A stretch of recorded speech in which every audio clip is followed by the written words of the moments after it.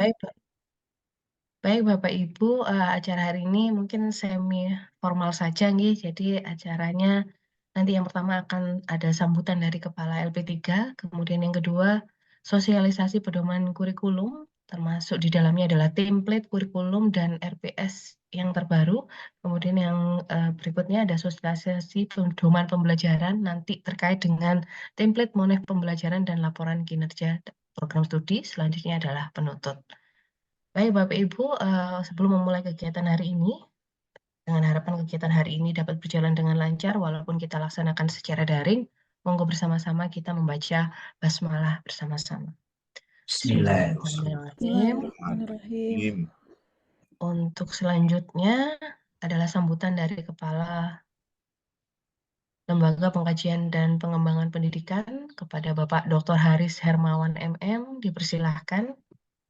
Baik, terima kasih Bu Lanka. Allahumma sholli ala Muhammad wa ali Muhammad. Assalamualaikum warahmatullahi wabarakatuh.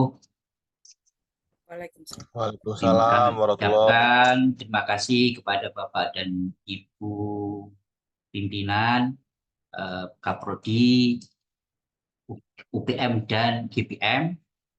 Mohon izin saya mewakili Ibu WR1 yang pada hari ini juga ada kegiatan bersamaan untuk menyampaikan beberapa hal tentang kegiatan kita. Jadi Bapak dan Ibu, sesuai dengan tupoksi kami, yaitu bahwa LP3 dalam saat ini kita sedang membuat, melakukan penyusunan dan juga mensosialisasikan tentang hal-hal yang berhubungan dengan implementasi dari Permendikbudristek nomor 53 tahun 2023. Jadi saat ini memang kita masih membuat pedoman-pedoman yang setidaknya mungkin akan bisa Bapak dan Ibu gunakan untuk penyusunan atau rekonstruksi kurikulum. Mungkin kami sudah melakukan beberapa pendampingan di prodi-prodi dan mungkin prodi-prodi yang belum kami dampingi mohon segera berkenan untuk membuat surat kepada kami untuk kami dampingi. Karena pada dasarnya kita saat ini masih susunan pedoman dan sebagainya karena kami insya Allah dalam semester ini setelah ada pendampingan semua dari prodi, kami akan segera masuk kepada sistem.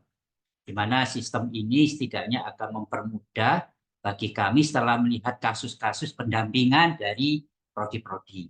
Jadi beberapa prodi ketika kami dampingi, kami dari sana mendapatkan masukan-masukan bahwa ada beberapa hal yang perlu direview dari kegiatan-kegiatan pengkajian. Terima kasih sekali lagi Bapak dan Ibu atas kehadirannya dan semoga bermanfaat dari sosialisasi ini. Selanjutnya untuk sosialisasi ini akan dipandu langsung oleh Ibu Ilanka sebagai Kabid Suasana Akademik dan Ibu Amalina Kabid Kurikulum. Demikian sambutan dari kami. Jazakumullah khairan katsira. Wassalamualaikum warahmatullahi wabarakatuh. Waalaikumsalam warahmatullahi wabarakatuh. Disampaikan terima kasih kepada Bapak Haris atas sambutannya untuk membuka kegiatan pada pagi hari ini. Selanjutnya adalah sosialisasi pedoman kurikulum yang mencakup template kurikulum dan RPS terbaru yang akan kita gunakan insya Allah mulai semester genap tahun akademik 2023-2024. Monggo kepada Bu Dr. Amalina Mariam Zakiah, waktu dipersilakan. Terima kasih. Assalamualaikum warahmatullahi wabarakatuh. Alhamdulillahirrabbilalamin. Assalatu wassalamu ala asrofil anbiya'i wal mursalin. Asyhadu an la ilaha illallah wa asyhadu anna Muhammadar Rasulullah amma ba'du. Alhamdulillah pagi hari ini kami bisa mengundang Bapak Ibu Kaprodi beserta UPM dan GPM terkait beberapa agenda kita yang dilakukan pada pagi ini. Yang pertama adalah sosialisasi. Saya selaku Kabid Kurikulum di sini akan mensosialisasikan pedoman kurikulum. Di sini pedoman kurikulum sebagaimana yang telah izin share screen di sini. Sebentar. Oke. Sebagaimana yang disampaikan oleh PPM bahwa dokumen yang namanya pedoman di sini, pedoman itu harus mengikuti PPEPP, sehingga di sini pedoman kurikulum kami itu mulai dari penetapan kurikulum, kemudian pelaksanaan kurikulum, evaluasi kurikulum, hingga pengendalian dan peningkatan kurikulum. Sehingga di dalam pedoman kurikulum kami itu tidak terpencar-pencar antara pedoman pengembangan kurikulum sendiri, pedoman pelaksanaan implementasi kurikulum itu sendiri, pedoman evaluasi kurikulum itu sendiri, enggak, tapi sudah mencakup semuanya menjadi satu. Sehingga pada saat akreditasi, misalnya Bapak Ibu Kaprodi ditanya, mana pedoman implementasi kurikulumnya, ya berarti tetap ini. Di mana pedoman pengembangan kurikulumnya, ya tetap ini. Ketika ditanya pedoman evaluasi kurikulumnya, ya tetap ini, gitu. Jadi pedomannya sudah mencakup semuanya, mulai dari tadi penetapan itu bagaimana kita menyusun kurikulum, kemudian pelaksanaannya atau implementasinya, kemudian evaluasinya, gitu. Nah,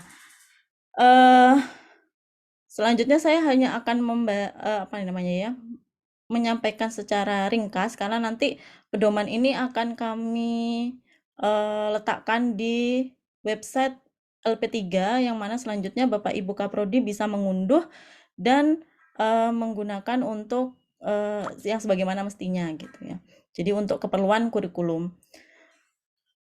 Namun sekali lagi bahwa pedoman ini masih jauh dari kata sempurna. Akan sangat membantu jika Bapak Ibu nanti memberikan saran-saran untuk perbaikan. Jadi nanti untuk perbaikan dari pedoman ini sendiri pun akan dilakukan review, kemudian akan dilakukan perbaikan, tapi saat ini kita perlu laksanakan dulu, gitu ya. Kita perlu laksanakan, kita tahu ada bolongnya di mana, kita tahu ada yang perlu diperbaiki di mana, itu dari para pelaksana, yaitu yang ada di tingkat prodi sekalian, seperti itu.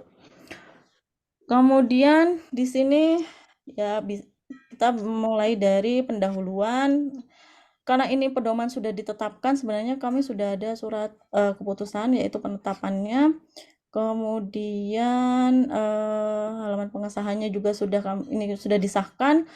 Kemudian di pendahuluan ya cerita tentang latar belakang kenapa pentingnya kurikulum di perguruan tinggi. Kemudian visi misi tujuan.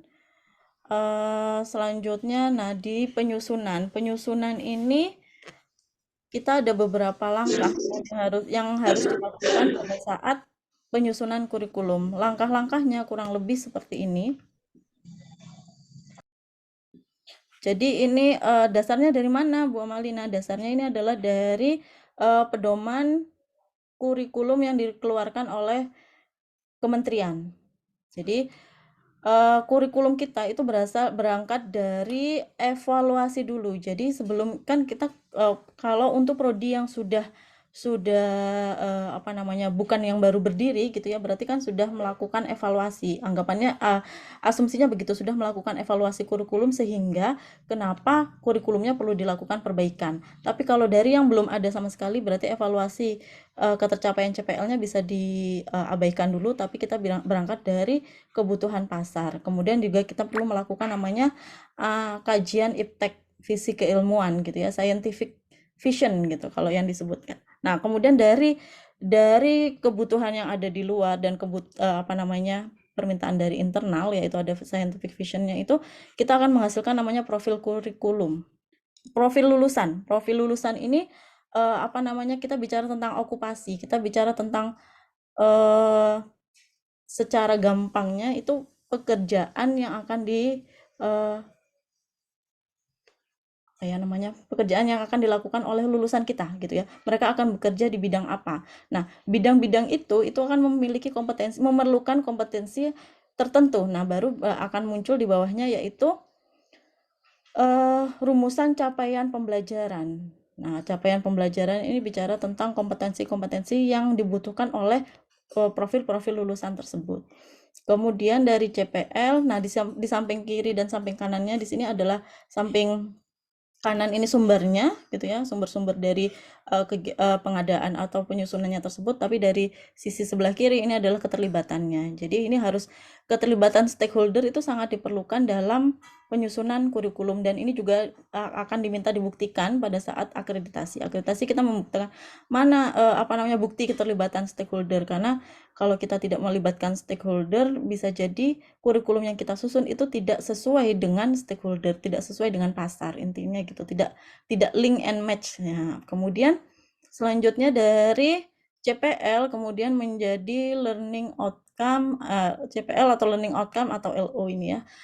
Kemudian nanti diturunkan di sini CPL berhubungan dengan kajian, bahan kajian dan mata kuliah, dan berakibat pada besarnya SKS. Selanjutnya di sini melanjutkan pada organisasi mata kuliah, jadi distribusi mata kuliah setiap semester. Nah, itu juga perlu ditentukan di dalam dokumen kurikulum, kemudian hingga pada perangkat pembelajaran yaitu RPS, rencana tugas, bahan ajar, rencana evaluasi, instrumen penilaian. Nah, instrumen penilaian ini akan menjadi penting ketika kita menerapkan kurikulum OBE.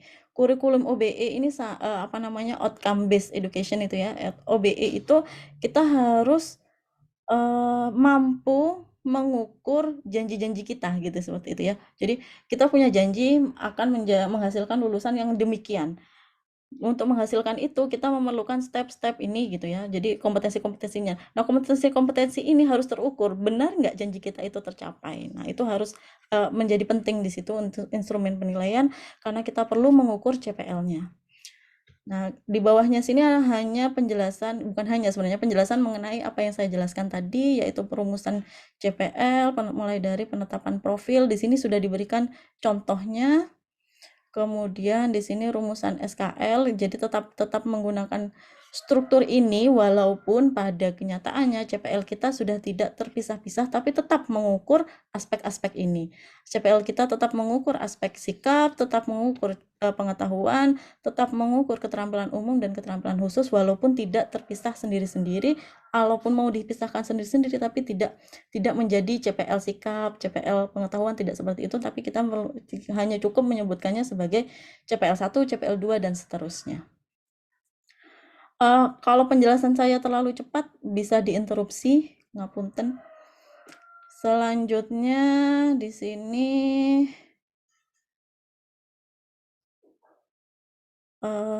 untuk di bagian penyusunan mungkin tidak terlalu banyak yang perlu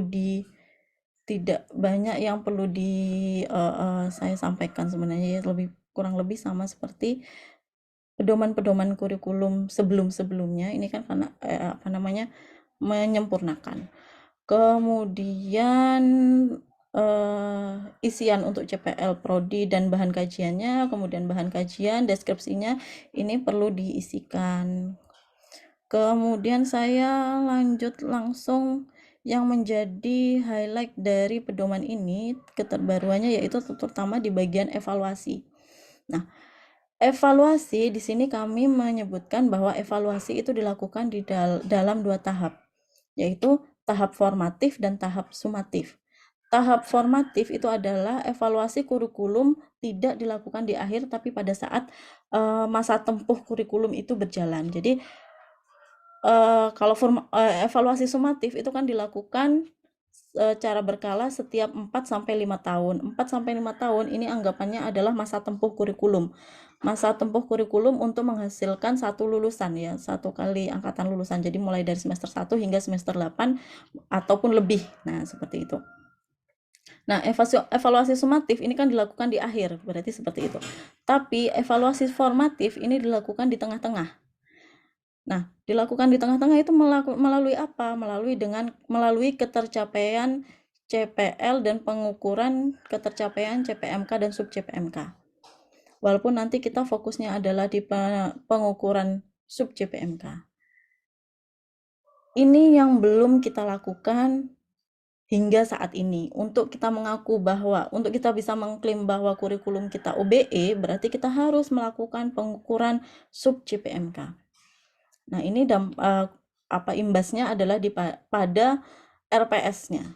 Pada RPS kita harus siap untuk melakukan pengukuran atau evaluasi per CPMK. Jika sebelumnya Bapak Ibu itu membuat RPS dengan sub CPMK, kita akan persamakan dulu persepsinya bahwa yang dinamakan sub CPMK ini KAD Bapak Ibu ya. Jadi kalau sebelumnya KAD kita itu ada sebanyak 16 kali pertemuan kita menetapkan ada tanpa UTS dan UAS itu kita ada 14 KAD, berarti kita harus siap akan melakukan pengukuran sebanyak 14 kali. Itu logikanya. Berarti kita dari sub CPMK kita baru bisa akan mengukur CPL-nya. Sebentar. Baru kita bisa mengukur CPMK sub CPM ketercapaian CPMK. Baru dari CPMK kita baru bisa mengukur CPL.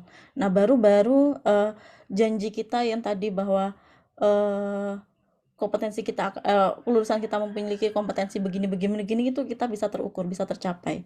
Kalau tidak tercapai ya berarti kita harus melakukan evaluasi kurikulum. Nah, seperti itu, melakukan pemutakhiran kurikulum. Nah, ini jadi ada 2 step, yaitu pertama evaluasi formatif dan evaluasi sumatif itu tadi. Di sini juga dijelaskan bagaimana pelaksanaan evaluasi formatif kurikulum. Kemudian di sini dijelaskan evaluasi sumatif ya. Jadi evaluasi sumatif itu intinya kita sudah punya standar, terutama standar kompetensi lulusan. Di standar kompetensi lulusan itu kita bisa mengukur apa saja yang sudah kita lakukan, apakah sudah tercapai atau belum. Nah, itu bisa dilakukan dalam upaya untuk melakukan evaluasi sumatif. Kemudian di sini di daftar lampiran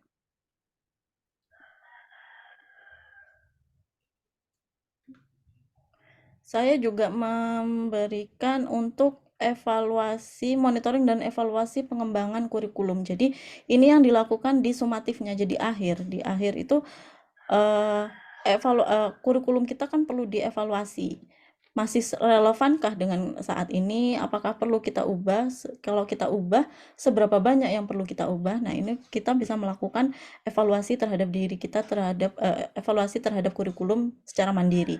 Juga bisa dilakukan evaluasi terhadap kurikulum tapi melalui asesor gitu ya. Jadi melalui seseorang yang dianggap berwenang atau dianggap mumpuni untuk melakukan evaluasi kurikulum. Jadi ini beberapa item yang perlu dinilai, penilaiannya di rank 1 sampai 10. Jadi misalnya dinilai bahwa struktur kurikulum sudah memiliki identitas yang jelas, memiliki struktur visi misi yang jelas, atau visi misinya kurang relevan untuk saat ini, bisa kita ubah. Berarti kurang jelas atau kita ubah di sini. Jadi ini yang dilakukan untuk melakukan evaluasi dasar untuk melakukan evaluasi atau perubahan kurikulum. Sampai sini mungkin ada yang ditanyakan Bapak Ibu terkait pedoman pengembangan kurikulum?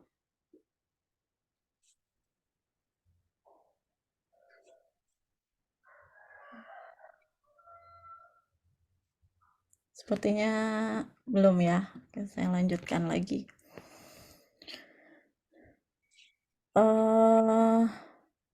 Selanjutnya ini ada beberapa terkait penilaian, kemudian ini juga terkait kurikulum.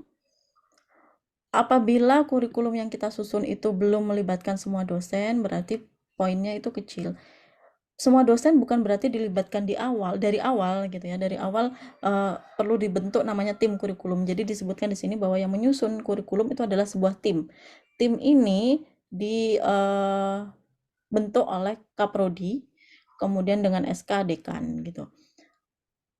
Tim kurikulum ini di saat-saat tertentu, jadi kalau sesuai dengan tahap tadi, sesuai dengan tahap ini, itu nanti akan ada pada saat keterlibatan semua dosen. Jadi bukan di di semua bagian terlibat semua dosen, tapi di bagian tertentu akan melibatkan semua dosen. Misalnya di sini rumusan capaian pembelajaran yang merumuskan tim kurikulum, tapi perlu diflorkan atau disosialisasikan kepada semua dosen. Jadi nanti masukan dari semua dosen itu bisa dimasukkan dosen prodi ya, dosen prodi untuk masukan dan usulan dari semua dosen, karena dosen ini yang nanti yang akan melakukan yang berjibaku langsung adalah para dosen yang memberikan pembelajaran, kemudian yang melakukan penilaian itu juga dosen. Kemudian di sini juga ada keterlibatan dosen, terutama untuk besarnya SKS mata kuliah, kemudian organisasi mata kuliah dosen, organisasi mata kuliah. Jadi sebagaimana mata kuliah itu perlu kita atur sedemikian rupa sehingga kelulusan tepat waktu bisa tercapai.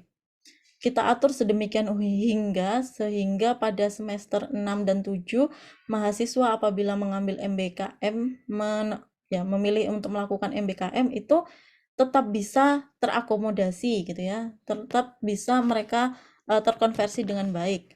Kemudian diatur juga sedemikian rupa sehingga walaupun mereka memilih untuk melakukan MBKM, tapi mata kuliah inti tetap diambil sehingga kompetensi-kompetensi inti dari prodi itu tetap tercapai gitu ya. Sehingga janji tadi CPL itu bisa tercapai, itu bisa kita tepati. Jadi ini perlu pemikiran. Jadi keterlibatan semua dosen bisa dilibatkan di sini untuk mengatur struktur kurikulum dan peta kurikulumnya, itu mata kuliahnya. Oke, itu saja. Saat ini LP3 sedang merancang untuk bisa melakukan pengukuran CPL, dimulai dari melakukan reformulasi CPL.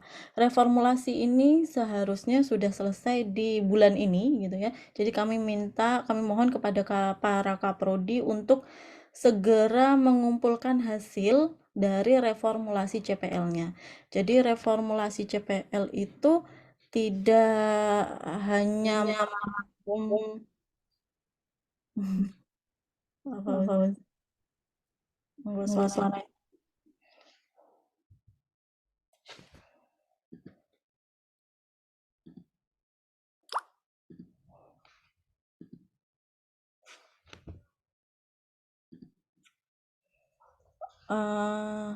Oke, sudah. Tadi sampai kepada reformulasi CPL. Jadi kami sudah melakukan pendampingan ke banyak prodi walaupun belum semuanya. Jadi memang itu PR kami. Ada 2 fakultas yang belum kami datangi untuk pendampingan CPL. Untuk prodi, untuk prodi-prodi di bawah fakultas yang sudah kami kunjungi, jika ada kesulitan sehingga belum bisa melakukan reformulasi, mohon segera, terutama kesulitan teknis ya, dalam artian bagaimana caranya melakukan reformulasi, mohon segera disampaikan kepada LP3 untuk bisa segera kami lakukan pendampingan ulang gitu ya. Tapi dengan dilakukannya reformulasi CPL dari CPL yang sedemikian banyaknya ya, sikap ada 11, kemudian pengetahuan ada sekian banyak itu harapan kami bisa segera dilakukan pengukuran CPL di semester ini. Jadi CPL-nya sudah ringkes, kemudian kita bisa melakukan pengukuran CPL walaupun hanya 1 semester. Nah, sebelumnya itu kami juga akan menyampaikan tentang template kurikulum. Jadi dari pedoman tadi kami menyusun template sehingga bisa mempermudah Bapak Ibu dalam menyusun kurikulum. Di sini kami sudah buatkan halaman pengesahannya, kemudian daftar isinya dengan bentuk seperti ini. Jadi ada evaluasi kurikulum. Evaluasi kurikulum ini bicara tentang karena ini dokumen kurikulum yang baru, berarti kan harus diawali dengan evaluasi kurikulum. Evaluasi kurikulum ini bisa dari hasil pengukuran CPL itu tadi. Apakah janji kita tadi CPL itu tercapai? Kalau tidak tercapai berapa persennya gitu ya? Ataukah mencapai tapi hanya kurang sedikit gitu ya. Nah, itu harus kita jelaskan di sini. Karena tidak tercapai berarti kita perlu melakukan perubahan. Nah, perubahan-perubahan itu diceritakan di dalam evaluasi kurikulum. Kemudian tracer study. Hasil tracer study ini kita bisa menghimpun tentang pengguna lulusan kita di masyarakat. Lulusan kita di masyarakat itu sudah sesuai tidak gitu ya. Maksudnya dalam artian lulusan kita di masyarakat itu mampu memenuhi kebutuhan masyarakat atau tidak. Ternyata walaupun lulusan universitas ternyata tidak bisa begini gitu ya. Kemarin kalau waktu hasil kami ke UMM tuh diketahui bahwa ternyata misalnya lulusan peternakan tapi tidak tahu cara tidak pernah melakukan memberi makan langsung kepada ternak. Nah, ini kan berarti ada hal yang kurang. Berarti perlu dilakukan perubahan, misalnya ada praktik langsung memberi makan misalnya. Ini kan saya orang sekedar bercerita. Kemudian ini tracer study. Kemudian landasan ini tetap perlu disampaikan, landasan perancangan mulai dari landasan filosofis ini kami berikan petunjuk pengisiannya dalam yang berwarna biru. Ini kalau untuk evaluasi kurikulum. Jadi yang saya ceritakan tadi di pedoman melakukan evaluasi itu hasil evaluasinya diceritakan di bagian pertama tadi ini.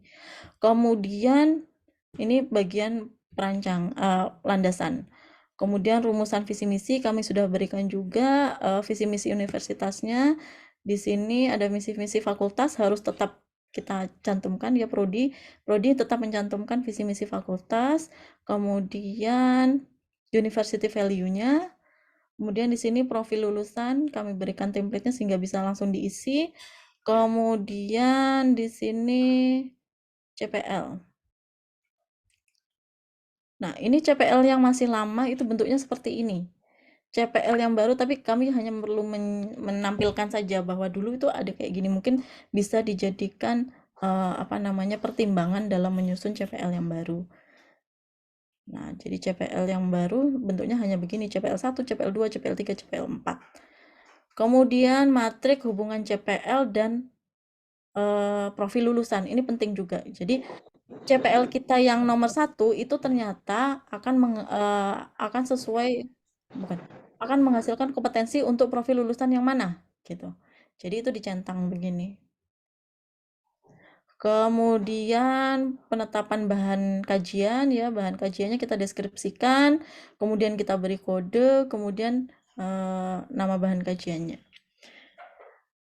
Di sini CPL-nya bertemu dengan bahan kajiannya. Kemudian bahan kajian ini deskripsinya. Kemudian pembentukan mata kuliah. Kalau pembentukan mata kuliah ini kalau menurut IAB gitu ya. Kalau IAB itu di semester awal-awal itu diberikan basic science karena IAB ini untuk teknik ya. Jadi teknik itu kita diwajibkan untuk ada mata kuliah basic science. Basic science, matematika dan basic science ini dikenalkan di awal. Kemudian di tengah engineering science. Jadi yang apply sama analyze. Kemudian yang di 3 ini yang paling atas. Nah, ini bisa disusun berdasarkan semesternya. Kemudian penentuan bobot mata kuliah. Kemudian di sini. Nah, ini yang dilakukan di reformulasi CPL itu tidak hanya reformulasi saja, tapi untuk bisa mengukur CPL kami minta prodi memberikan bobot yang seperti ini. Jadi bobot ke samping. Jadi mata kuliah 1 di semester 1 itu ternyata mendukung CPL 1, tapi mendukung atau berkontribusi sebesar 10% saja. Sedangkan selanjutnya juga berkontribusi terhadap CPL 2 sebesar 40%. Sisanya 50% ternyata berkontribusi terhadap CPL 6. Nah, ini menjadi total 100. Ini prodi di FKIP sebagian besar sudah selesai di pembobotannya gitu ya. Tapi perlu kami cek lagi. Jadi kalau ada yang mau belajar ya gitu ya, bisa sambil diskusi, kita bisa sambil tanya-tanya dengan prodi di FKIP. Selanjutnya ini lebih rinci lagi memasukkan bahan kajian. Jadi mata kuliah, CPL-nya apa, kemudian bahan kajian, berapa jam teori, berapa jam praktik. Kemudian ini struktur mata kuliah. Jadi ya ini yang saya sebutkan tadi diatur sedemikian rupa gitu ya sehingga bisa menepati janji itu tadi. Kemudian distribusi mata kuliah bentuknya sama sebenarnya, kalau yang ini tadi hanya gambar ya, kalau di sini penjelasannya. Ini saja. Nanti kami akan share template ini untuk mempermudah prodi-prodi dalam menyusun dokumen kurikulum. Nah, selanjutnya dokumen kurikulum yang tidak sesuai dengan template ini kami akan kembalikan dan kami minta untuk direvisi. Seperti itu.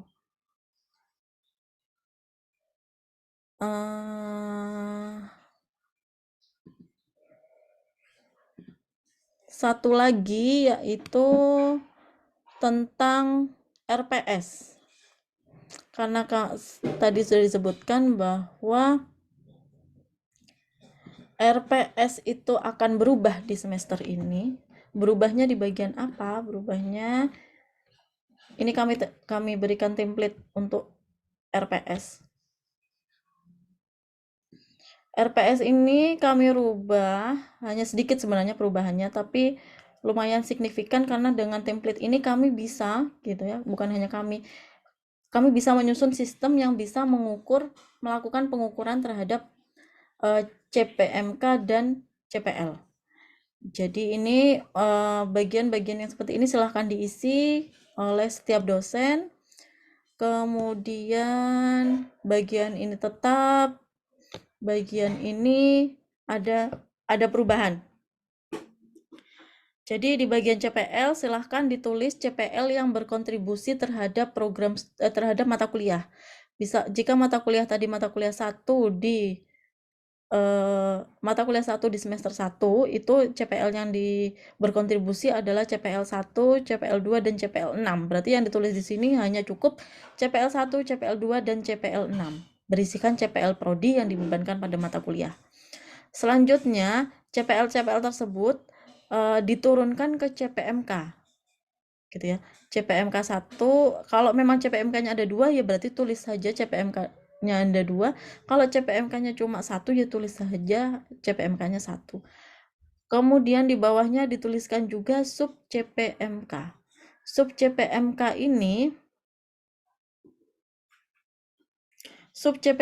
ini turunan dari atau penjabaran dari CPMK. Bagaimana bentuknya nanti saya akan tunjukkan salah satu RPS yang sudah jadi, tapi itu simple ya, RPS yang simple. Nah, kemudian bagian bawahnya sebelumnya di outcome mapping ini kan biasanya kita berbentuk hanya centang saja ya, bahwa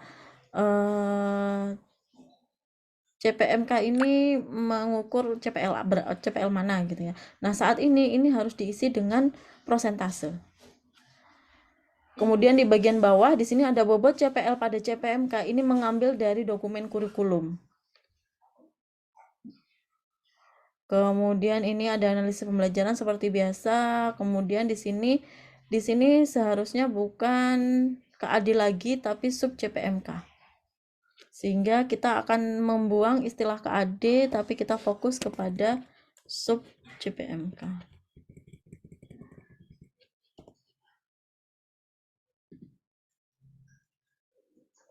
Ini rumusan sub CPMK.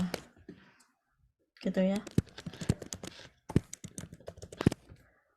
Oke. Ini juga di sini adalah sub CPMK.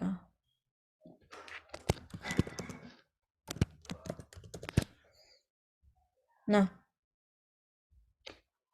tadi saya sebutkan bahwa kalau biasanya ada dosen yang membuat sub CPMK-nya ada 14, ya. Kenapa 14? Karena 2 lagi itu UTS dan UAS, berarti siap-siap harus melakukan pengukuran sebanyak 14 kali. Kalau kita melakukan pengukuran biasanya hanya dilakukan evaluasi atau pengukuran itu hanya dilakukan pada saat UTS dan UAS, berarti saat ini kita harus melakukan pengukuran sebanyak sub CPMK yang dituliskan di dalam RPS. Jadi sebenarnya sub CPMK itu tidak perlu sebanyak yang materi yang kita sampaikan gitu ya. Sub CPMK itu bisa kita kelompok-kelompokkan, misalnya pertemuan 1, 2, dan 3 itu sub CPMK-nya hanya 1. Sehingga misalnya evaluasi itu bisa dilakukan di sekali. Seperti apa contohnya? Sebentar saya share. Saya tadi sudah izin kepada Ibu Kaprodi Bu Astri untuk boleh menge-share. Sebentar.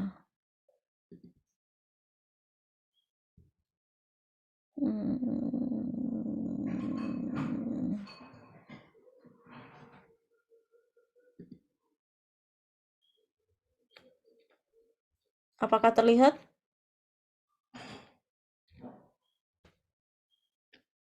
Halo? Sampun, Bu. Iya, Bu. oke.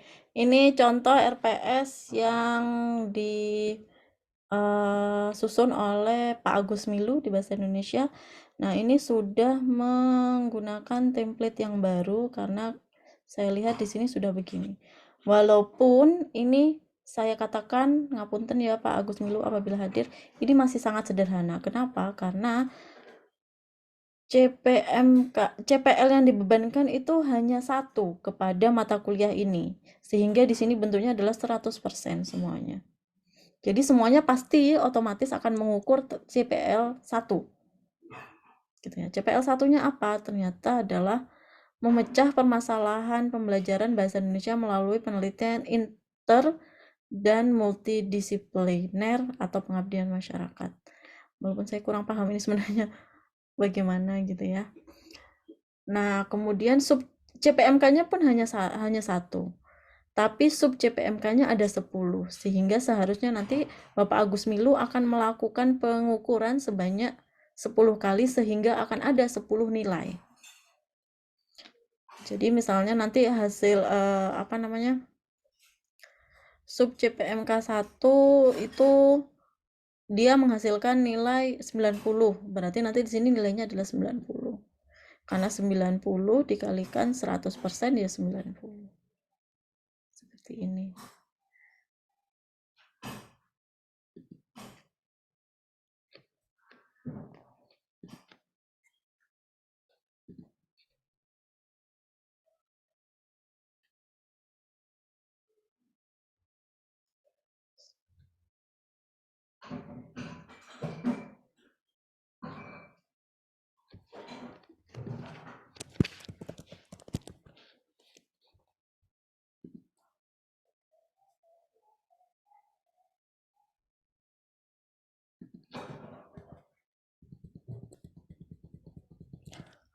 Monggo mungkin ada yang ditanyakan dulu, kita bahas bersama terkait kurikulum, RPS,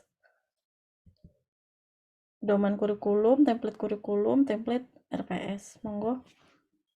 Saya mau mencarikan contoh yang lain untuk RPS yang baru.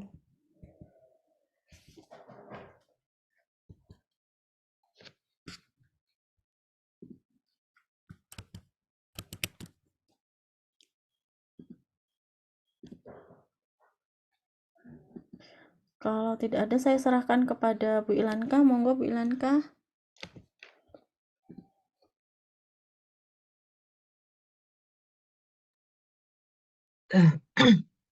Oke, baik. Terima kasih Bu Amalina. Saya rasa memang untuk penyusunan, pengembangan, dan evaluasi kurikulum Bapak Ibu Kaprodi ataupun GPM di sini pasti sudah mumpuni, Bu Amalina. Hanya saja untuk menyeragamkan, kita buatkan template tadi yang disampaikan oleh Bu Amalina, baik untuk kurikulum ataupun RPS-nya. Mohon izin Bapak Ibu Kaprodi, Bapak Ibu GPM dan UPM, saya melanjutkan presentasi untuk sosialisasi hari ini, yaitu dari pedoman pembelajaran.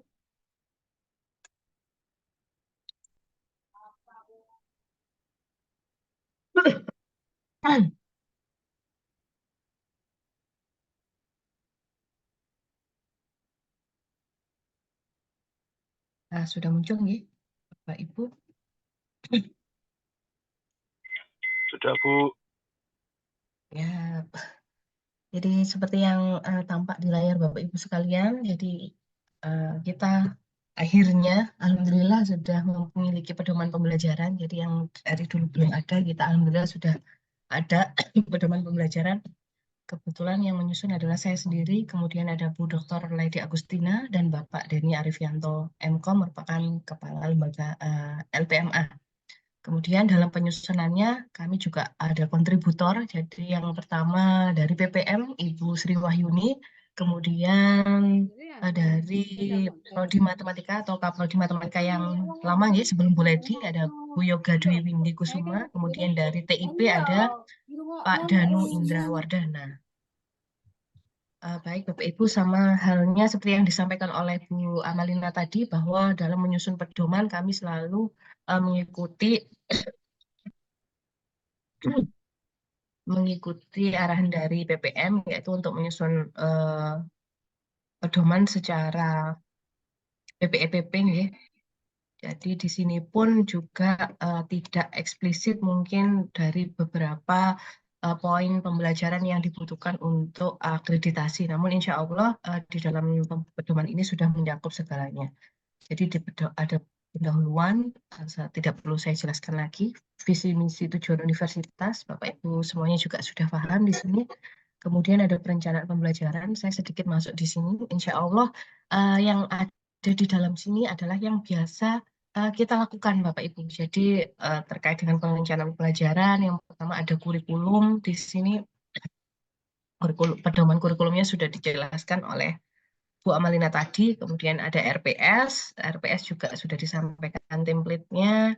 Kemudian saya lanjutkan di sini ada penugasan dosen Bapak Ibu, ini yang sedikit baru, tapi sebenarnya sudah kita lakukan sehari-hari. Jadi kualifikasi tentang kualifikasi akademik dosen, kemudian status dosen ya yang di kampus kita dibagi menjadi dosen tetap dan dosen tidak tetap. Nah, di sini ada hal yang baru, dosen tidak tetap itu dibagi menjadi dosen luar biasa dan dosen tamu.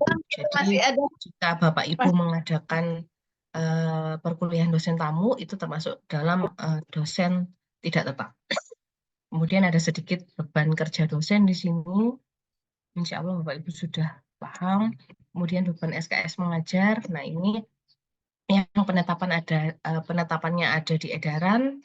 Ini ada dosen tetap, kemudian dosen tetap sedang studi lanjut. Jadi kami merangkum beberapa item yang tersebut di beberapa edaran atau kebijakan dari rektor. Kemudian pengangkatan dosen pembina mata kuliah. Nah, sebenarnya dari dulu memang prosedurnya sudah benar dilakukan, namun belum terdokumentasi dengan baik prosesnya. Jadi seperti halnya misalnya semester ini ya, pasti program studi sudah melakukan penjadwalan disia atau plotting dulu, kemudian penjadwalan disia baru itu diangkat ke BAA untuk dijadikan SK, untuk ditetapkan SK pengesahannya. Namun kalau kita tilik dari segi evaluasinya atau mulai dari penetapannya belum ada, nah kita buatkan formulirnya saja di sini. Jadi kalau untuk hal-hal kegiatannya itu sudah biasa Bapak Ibu lakukan, hanya saja kita perlu menambahkan beberapa formulir di sana untuk proses PPEP-nya agar tercapai gitu. Insya Allah kalau lainnya sudah ada, kemudian penjadwalan mata kuliah juga sudah jelas, biasa dilakukan di sistem informasi akademik yang kita punya. Kemudian perencanaan pembelajaran, nah ini juga sudah dilakukan oleh Bapak Ibu sekalian. Jadi sebelum mengajar menyusun RPS, nih. Kalau di sini Bapak Ibu sebenarnya mengunggah RPS itu paling lambat 7 hari sebelum perkuliahan dimulai. Karena RPS itu kan alat nih, senjatanya kita untuk mengajar. Jadi memang sangat masuk akal jika disediakan sebelum kegiatan perkuliahan dimulai. Tapi untuk semester ini kita belum menetapkan bahasan. Begitu nggih Bu Amalina atau Pak Haris? Kami akan mengeluarkan surat mungkin nanti surat edaran terkait dengan penyusunan RPS atau penguploadan RPS di sistem informasi akademik. Kemudian pengisian KRS ini untuk mahasiswa hanya terkait dengan DPA, insya Allah juga sudah seperti biasa kita lakukan. Kemudian kelompok dosen keahlian ini sudah ada pedomannya juga. Jadi memang beberapa yang ada di pedoman pembelajaran ini kita bottom up Bapak Ibu. Jadi karena memang pedoman seperti pedoman RPS, pedoman kelompok dosen keahlian ini kan lahir terlebih dahulu sebelum ada pedoman induknya. Jadi kami diminta oleh PPM untuk menyusun pedoman induknya, yaitu pedoman pembelajaran ini yang mencakup semua hal terkait dengan pembelajaran termasuk kurikulum, RPS, dosen, penugasan dosen, kelompok dosen keahlian, dan bentuk-bentuk pembelajaran juga ada di sini. Nah, bentuk dan metode pembelajaran ini juga sudah ada. Kami juga mengadopsi dari SNDikting ya. Kemudian ada bentuk pembelajaran di luar program studi. Mungkin mohon maaf nih Bapak Ibu, saya sedang flu saat ini, jadi suaranya agak terganggu. Jadi di sini ada bentuk pembelajaran di luar program studi mungkin terkait dengan kegiatan MBKM. Nah, adik-adik mahasiswa, insya Allah Bapak Ibu sudah banyak yang menerapkan ya, program studinya, baik itu mengikuti platform dari Kemdikbud ataupun MBKM yang diselenggarakan mandiri oleh program studi. Nah, ini juga sudah pernah disosialisasikan sepertinya. Jadi turunan dari pedoman ini salah satunya juga adalah panduan MBKM, kalau nggak salah ada 8 panduan yang waktu itu disusun oleh tim dan insya Allah sudah disosialisasikan. Kemudian metode pembelajaran juga sudah ada, masih tetap di standar juga ini ada Bapak Ibu. Kemudian yang terakhir ada tugas akhir mahasiswa. Tugas akhir mahasiswa ini turunannya adalah surat rektor, keputusan rektor atau peraturan rektor terkait dengan penyelenggaraan tugas akhir mahasiswa, di mana di dalamnya kami pedoman itu menyebut peraturan itu menyebutkan bahwa secara teknis tugas akhir nanti akan diatur secara lanjut oleh fakultas dalam bentuk pedoman tugas akhir dan di prodi dalam bentuk panduan tugas akhir. Nah, insya Allah kami sudah menyetujui satu panduan tugas akhir yang telah disusun oleh program studi dengan mengikuti aturan atau sistematika yang ada di sini. Jadi ada Pak Aji mungkin di sini, Pak Aji atau Bu Fitri mungkin ya. Nah, itu jadi panduan tugas akhir prodi yang baru kami sahkan yang sudah mengikuti template ini adalah dari program studi teknik elektro. Jadi di sini sudah ada Bapak Ibu sistematikanya bagaimana secara garis besar seperti ini, tapi hal-hal lain yang dianggap perlu atau dianggap kurang sesuai dengan prodi bisa dihapus atau ditambahkan Bapak Ibu. Intinya tetap kalau pedoman mungkin ada UPMG di sini, jadi penyusunannya tetap mengacu pada prinsip PPEPP. Tapi kalau di prodi, monggo program studi itu bebas, tapi di sini ada contoh sistematika yang bisa diatur. Jadi monggo jika mengadopsi yang penting semua bab ini terakomodir dengan baik di panduan yang ada di program di panduan prodi. Kemudian sarpras di sini kami menyebutkan sedikit karena nanti terkait dengan BAU atau Biro Pengadaan dan Pengelolaan dan Pemeliharaan Aset di sini Bu Weni. Jadi tidak kami bahas secara detail di sini. Kemudian ada penetapan dari apa yang kami rencanakan tadi, ada pedoman kurikulum atau pedoman KDK, pedoman RPS, pedoman integrasi penelitian dan pengabdian dalam pembelajaran. Itu nanti turunan dari pedoman ini.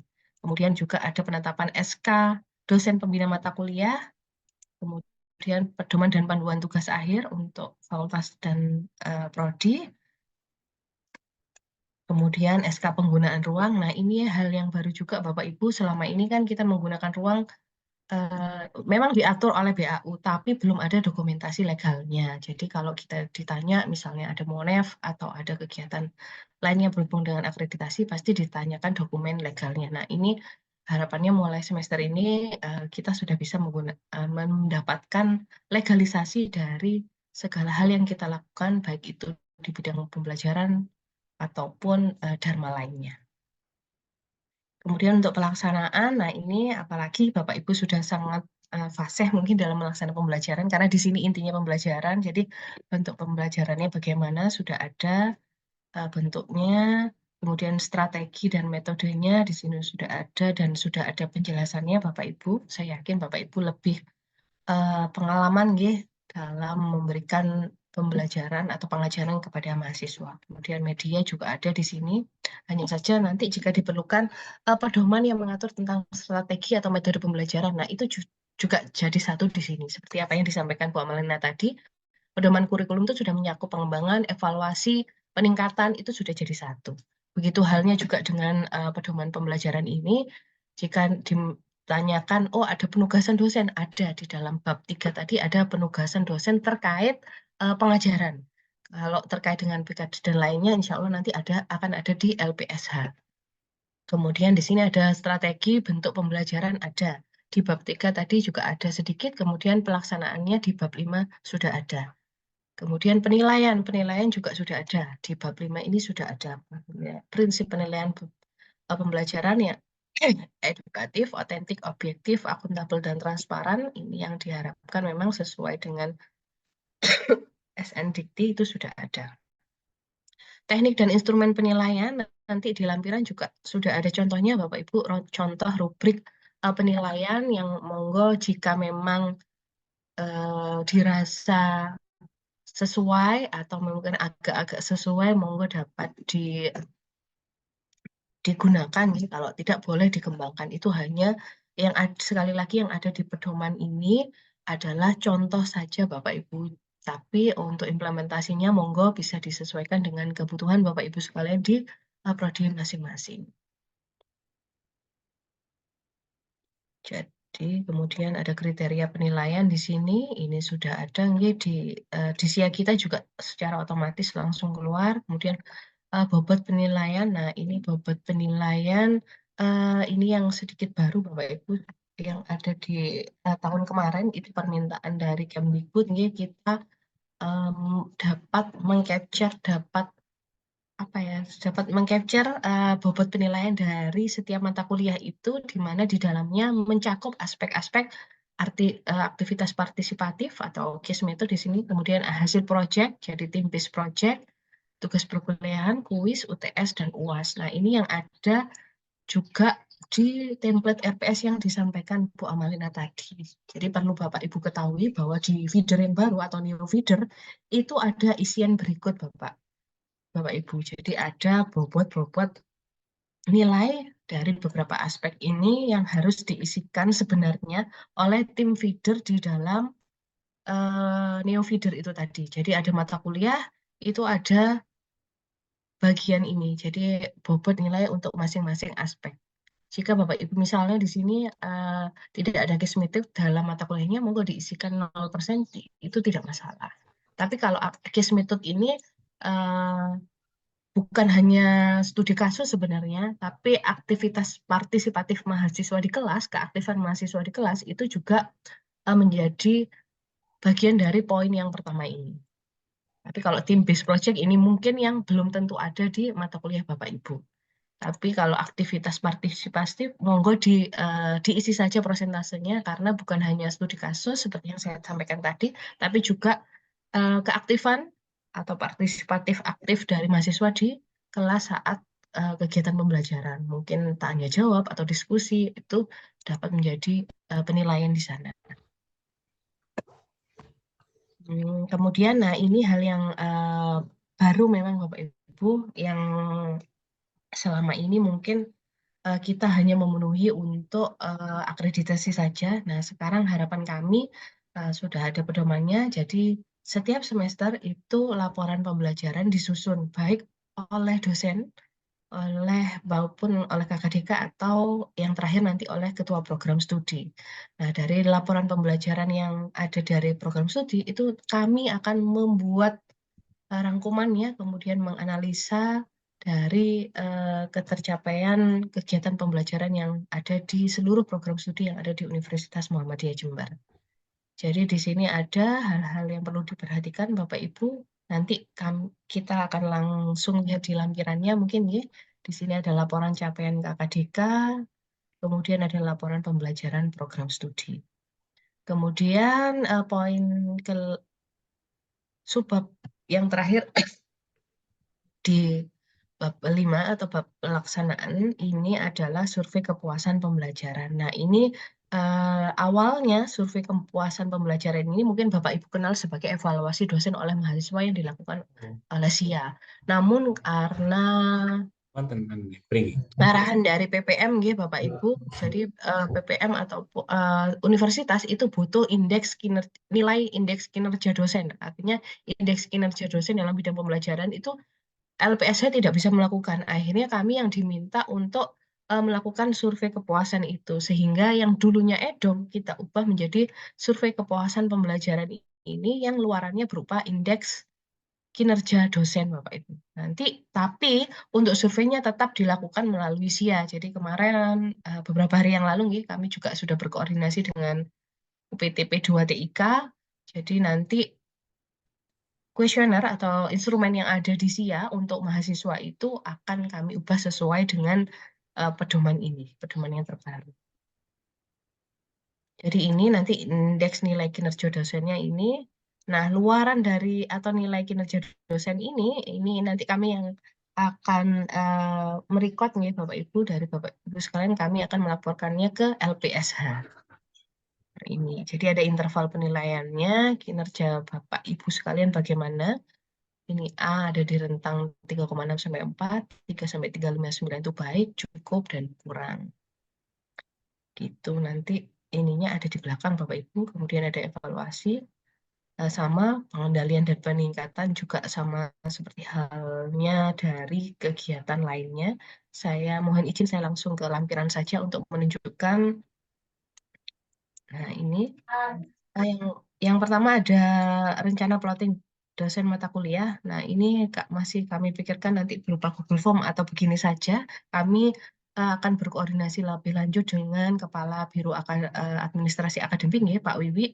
Nanti akan kami diskusikan lebih lanjut bagaimana. Karena selama ini prodi itu yang mengajukan melalui SIA belum pernah terekam prosesnya atau prosedurnya bagaimana itu belum pernah terekam. Jadi adanya template ini adalah untuk merekam proses pengajuan rencana plotting dari prodi gitu. Kemudian di sini ada rencana plotting. Kalau kolomnya ini kami samakan dengan kolom yang ada di SK penugasan pembina mata kuliah yang seperti biasanya. Jadi tidak banyak berubah. Kemudian di sini, nah biasanya karena ada kesalahan gelar atau ada mungkin di tengah ada dosen yang melebihi batasan SKS-nya jadi diubah. Nah kami juga membuatkan formulir pengajuan perubahan SK penetapan dosen pembina mata kuliah. Lagi-lagi tujuannya agar semua kegiatan itu dapat record dengan baik atau terdokumentasikan dengan baik. Ini kemudian pemeriksaan KRS aktif. Nah ini mungkin nanti bisa ada Bapak GPM ya di sini, Bapak Ibu GPM ya nanti Kaprodi atau Prodi ini mungkin tugasnya sudah berat. Jadi kami meminta bantuan karena ini terkait dengan mutu pembelajaran ya. Jadi mohon bantuannya kepada Bapak Ibu GPM untuk membantu Kaprodi dan Sekprodinya dalam melakukan pemeriksaan terkait beberapa hal di bidang atau dharma pembelajaran.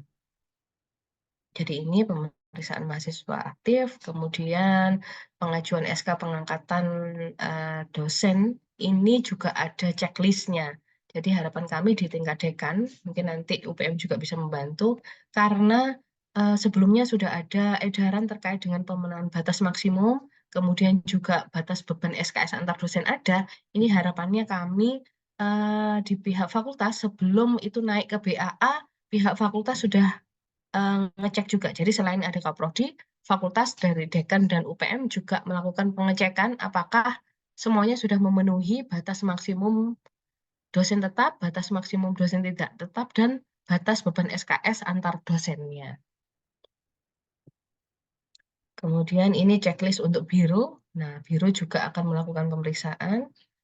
Kemudian di lampiran 6 ini ada contoh rubrik penilaian Bapak Ibu nanti. Nah, biasanya di RPS nih halaman terakhir setelah rancangan tugas mahasiswa itu kita harapannya di setiap RPS itu ada rubrik penilaian yang juga terintegrasi di SIA. Jadi setelah RTM ada rubrik penilaian. Nah, di sini ada beberapa contoh penilaian yang bisa digunakan oleh Bapak Ibu atau dijadikan acuan ya, monggo. Kalau mau dikembangkan monggo.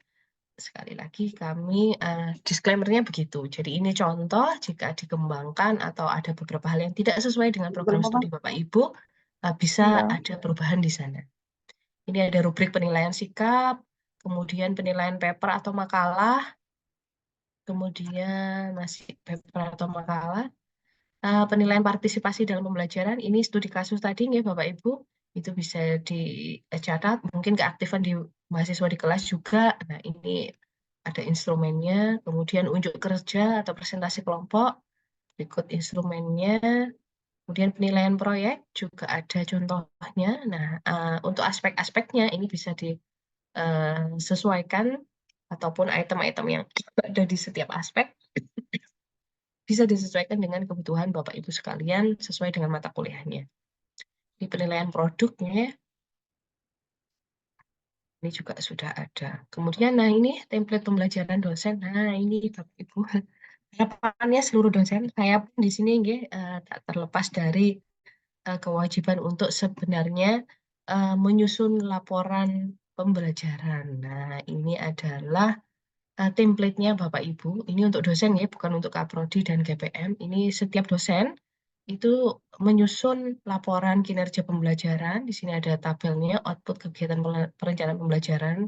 Misalnya mata kuliahnya di sini, RPS-nya, linknya boleh disamakan dengan link yang nantinya digunakan untuk BKD Bapak Ibu sekalian. Jadi Bapak Ibu dosen ya mungkin jadi tidak membuat link bolak-balik begitu. Itu boleh. Kemudian bahan ajar, sumber belajar, dan lain-lainnya boleh. Jika Bapak Ibu aktif menggunakan LMS, e-study kita juga boleh diisikan link e-study-nya. Kemudian ini output kegiatan pelaksanaan pembelajarannya, jumlah kehadirannya berapa, rata kehadirannya boleh diintip dari SIA Bapak Ibu. Kemudian SOK mengajar, jurnal mengajar, penilaian. Nah ini linknya lagi-lagi disamakan saja dengan link yang akan dipakai Bapak Ibu di laporan BKD. Jadi tinggal copy paste saja mungkin. Kemudian ini kegiatan metode dan media pembelajaran boleh dipilih ya. Ada metode, ada bentuk di sini dicentang-centang saja mana yang dilakukan oleh Bapak Ibu dalam proses pembelajarannya atau dalam mengajar suatu mata kuliah tertentu. Kemudian ini perencanaan penilaian pembelajaran. Nah, ini kesesuaian dengan rencana, kesepakatan. Biasanya kita di awal memang biasanya kita di awal semester memang melakukan kontrak pembelajaran ke mahasiswa kita. Nah, ini bisa diasihkan ya dan seterusnya. Kemudian penilaiannya juga biasanya kita di PKD juga mengupload penilaian nilai mahasiswa. Nah, ini linknya disamakan saja untuk keperluan PKD. Jadi ini kegiatan penilaian pembelajarannya mungkin nanti bisa disesuaikan dengan RPS-nya di rancangan tugas mahasiswa, teknik, instrumennya, dan bobotnya berupa apa, bobotnya juga berapa, itu bisa dicentang-centang di sini. Kemudian ini untuk nilai mahasiswa, Bapak Ibu, kegiatan penilaian pembelajaran dan kepuasan mahasiswa. Ini kalau ini saya sampaikan kalau kerja 2 kali nih Bapak Ibu, tapi opsional Bapak Ibu bisa mendownload dari SIA. Jadi nanti tinggal mengisi tingkat kelulusannya saja Bapak Ibu. Prosentasenya berapa, ini berapa, kalau nilai A-nya berapa, B-nya berapa, C-nya berapa. Kalau misalnya ini memang harus dikerjakan 2 kali, saya arahkan hanya prosentasenya saja. Jadi untuk penilaiannya monggo Bapak Ibu dapat mendownload dari SIA gitu. Nah, ini yang kami belum ada di SIA, Bu Amalina. Jadi CPMK, jadi penilaian ketercapaian CPMK ini belum ada di SIA. Jadi kalau untuk semester ini, semester kemarin semester ganjil 2023-2024 bisa diisikan secara manual terlebih dahulu Bapak Ibu, karena memang saat ini kami tengah menyusun sistem untuk itu, sistem mulai pengukuran JPL dan JPMK. Nah, sebenarnya kalau di SIA Bapak Ibu mungkin pernah ngutang-ngutang ya di sebelah penilaian di apa namanya ya, di ini satunya, di menu satunya itu ada penilaian berbasis CPMK. Nah, itu sebenarnya sudah ada, sudah mulai kita bangun. Namun masalahnya adalah belum terintegrasi dengan nilai yang biasanya yang isinya resensi, tugas, UTS, UAS itu belum. Nah, kami masih berupaya untuk mencoba mengintegrasikan agar Bapak Ibu nanti tidak perlu kerja 2 kali. Jadi cukup sekali mengisi, tapi luaran ketercapaian JPMK-nya langsung bisa terbaca.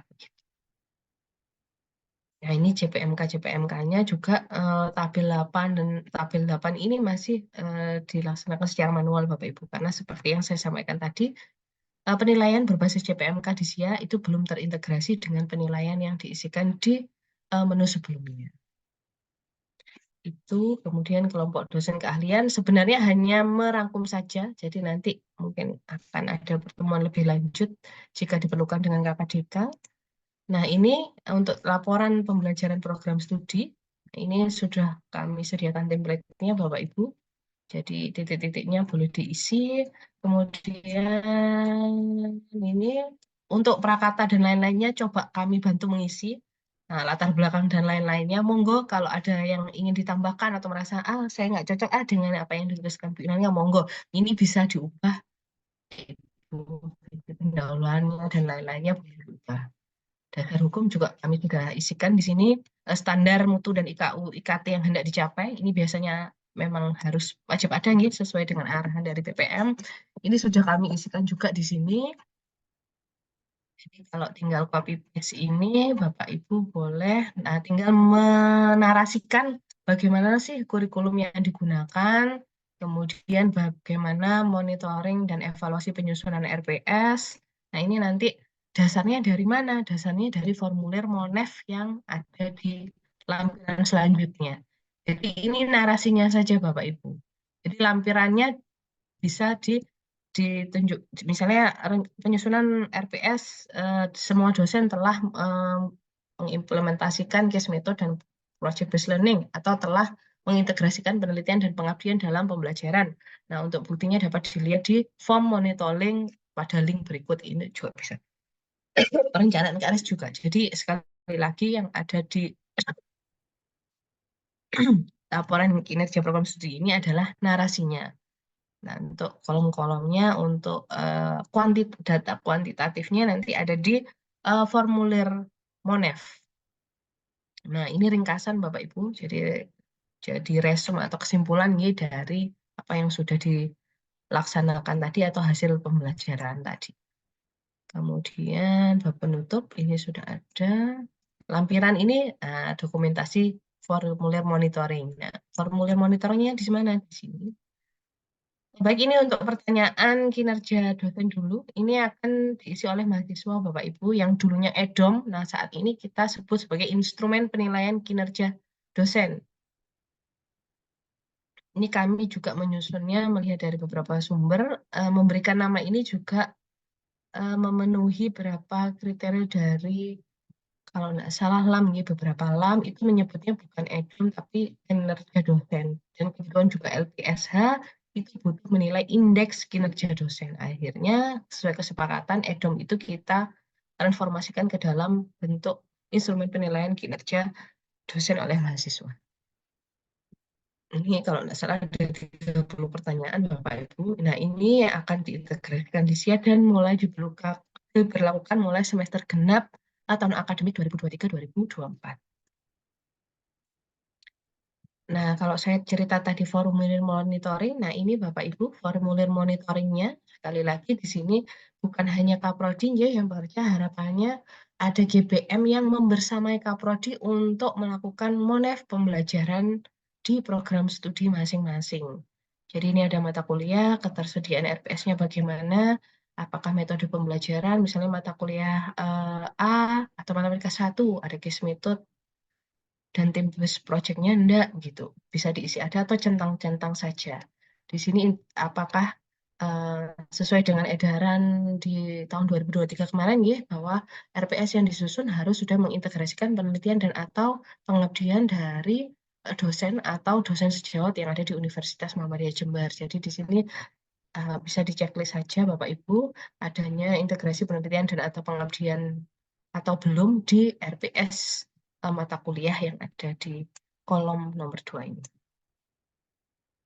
Itu jadi di sini juga bersama dengan Kaprodi ya, GPM di sini melakukan evaluasi, ada prosentase-prosentase yang harus diisikan oleh GPM. Jadi memang bekerjanya Kaprodi dan Sapuri nggak bisa sendirian, jadi bersama-sama dengan gugus penjaminan mutu.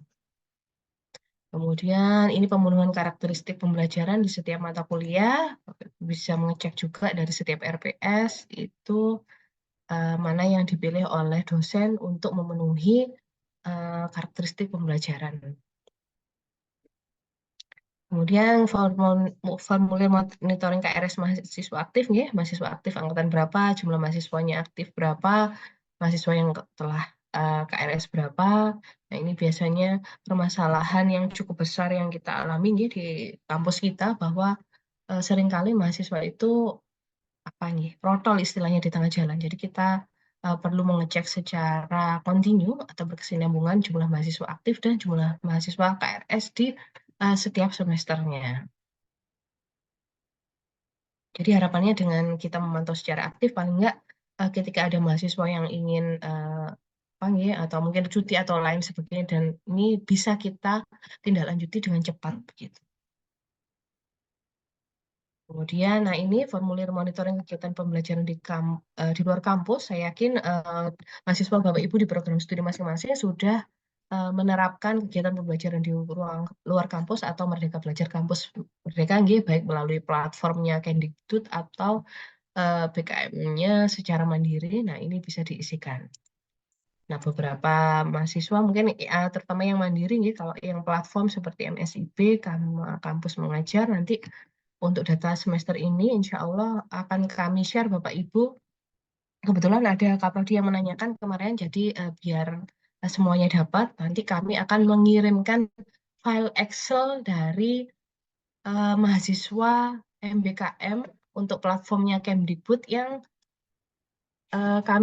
berhasil kami rangkum begitu, yang kami ada datanya untuk PMM dan lain sebagainya, kami akan distribusikan ke Bapak Ibu Kaprodi.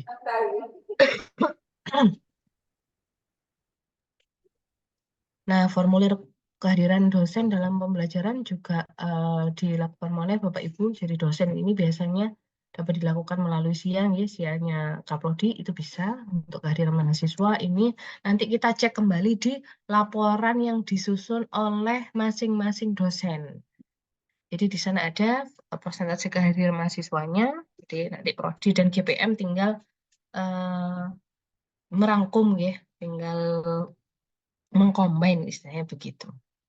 Kemudian formulir monitoring IPK dan masa studi lulusan. Nah, ini bisa nanti berkolaborasi dengan teman-teman feeder mungkin, atau ada di SK Yudisium ya Bapak Ibu, kita dapat melihat di sana. Jadi intinya di setiap semester itu kita sudah mencicil, jadi mencicil kebutuhan untuk akreditasi, biar saat akreditasi nanti tidak berat.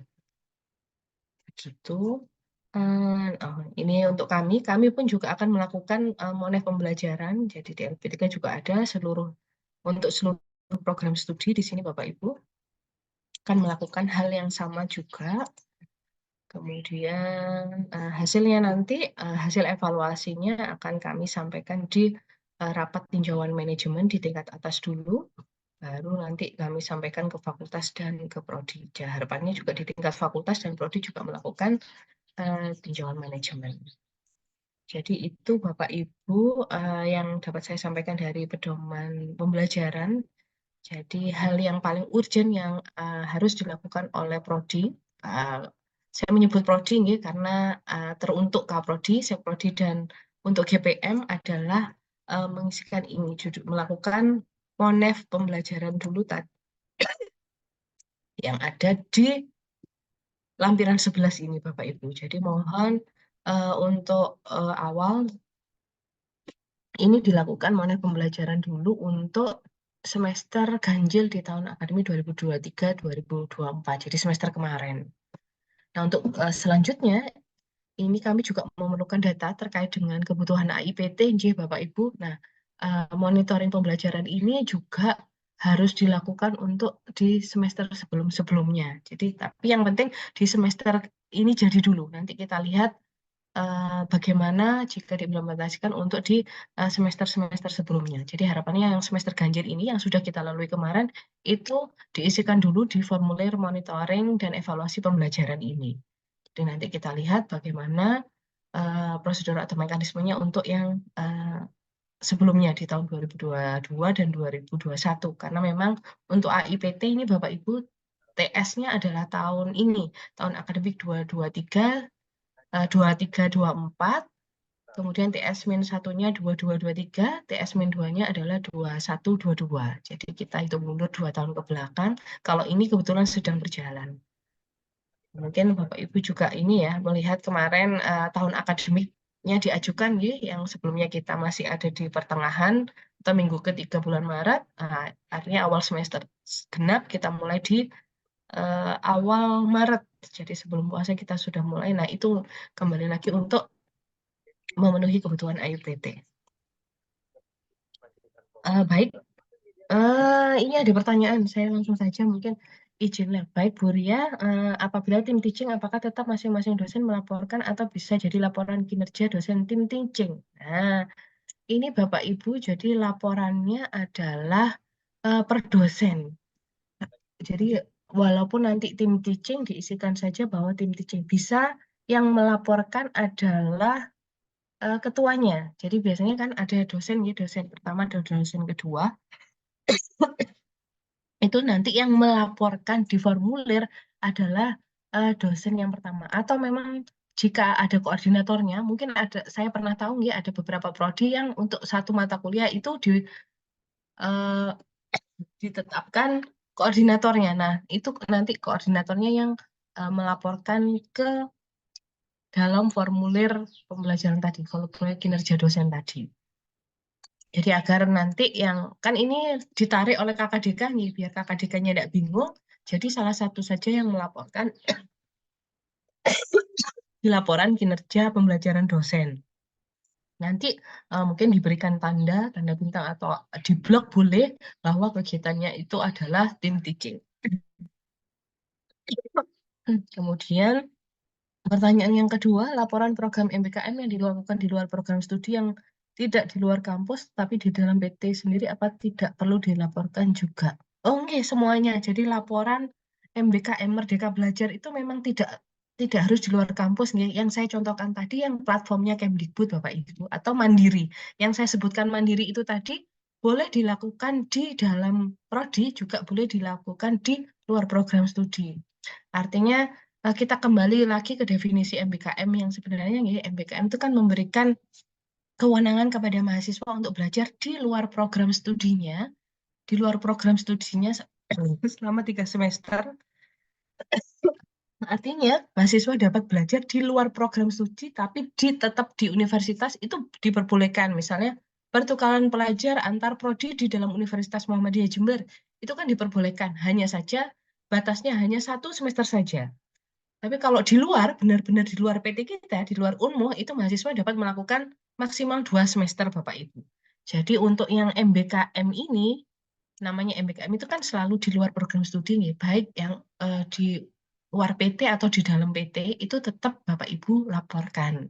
Jadi misalnya, nanti program mahasiswa psikologi melakukan pertukaran pelajar dengan mahasiswa TI misalnya. Nah, itu sama-sama melaporkan Bapak Ibu. Jadi ada pertukaran pelajar di sana, pertukaran pelajar mandiri istilahnya. Nah, itu tetap harus dilaporkan di formulir untuk mahasiswa MBKM.